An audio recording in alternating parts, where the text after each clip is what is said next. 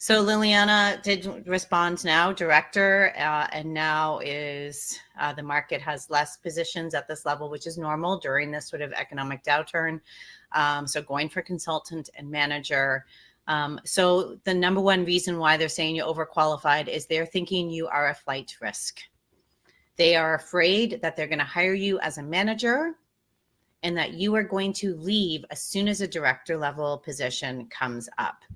So I think for you, Liliana, is really getting to the place in your head before you, and then look at your resume, then look at your interview answers and get to the place of why is taking this step back the best thing for my career? And it has to be more than because there are no director jobs, because then that just makes you that flight risk. So you really need to understand and get to that place and then take a look at your resume and take a look at your interview answers.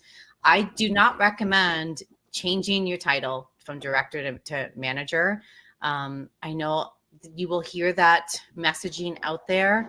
And I hesitate with that always, because as a recruiter, you always find out. It comes out at some point, and then it's even worse.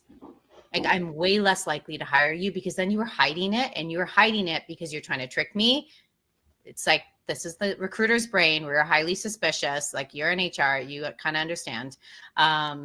And then you don't get the offer. And you kind of maybe even burn a bridge. So I think that is how you kind of start to tackle the overqualification. And then we can get into the specific strategies and tactics for you as an individual from there. What do you think, Yauhan? Yeah, no, perfect. Follow-up question to that, Sarah. So let's say, and I'm guessing over here, if she's at the director level, she has about 15 years, right? 15 years, 20 years of experience. Now, if she's going for a consultant manager role, I mean, ideally you want to go for a director role, but I understand the market right now is extremely competitive. But with that being said, you still want to aim for director level because that's where your expertise is. Now, if you go for a consultant manager, Sarah, would it make sense for Liliana then to remove some of the years of experience that she has? So let's say she's got 15 to 20, and the manager role she is going after requires 5 to 10, right? So there is about Yeah. 5 to 10 years of extra experience showing on her resume that may disqualify or result in her being overqualified. Do you recommend still keeping that or removing that? So another thing I was going to say, sometimes it also means that we don't think we can afford you. So that's the other thing that they're saying when you're overqualified. So here is the thing about recruiters is a good recruiter is trained to not believe a single thing you tell us. So we are always looking for the truth, which means if you are hiding that you have worked more than if you say on your resume that you've only worked 5-10 years, but you've in actual fact have worked 15 to 20 years, we're trying to figure that out, how many years you actually worked. And so it does you a disservice to try and hide that. Now, can you minimize its importance on your resume? For sure. Can you list those roles and take out the dates and years? 100%. There are ways that we can not hide it, but not showcase it either. And I think consultant is probably the best, and director level, Liliana, I was just saying this in my YouTube this week, and on a reel I was creating this morning, that is the most competitive of all of the leadership positions. Because we have managers who want to be directors, we have directors who want to stay directors, and we have VPs who didn't like the VP lifestyle because it's highly political, who want to take that step back to that director level role. So it is the most competitive. So your strategy, if you want to stay a director, if you can't come up for a good reason why you want to take a step back, has to be different than it is for any other position.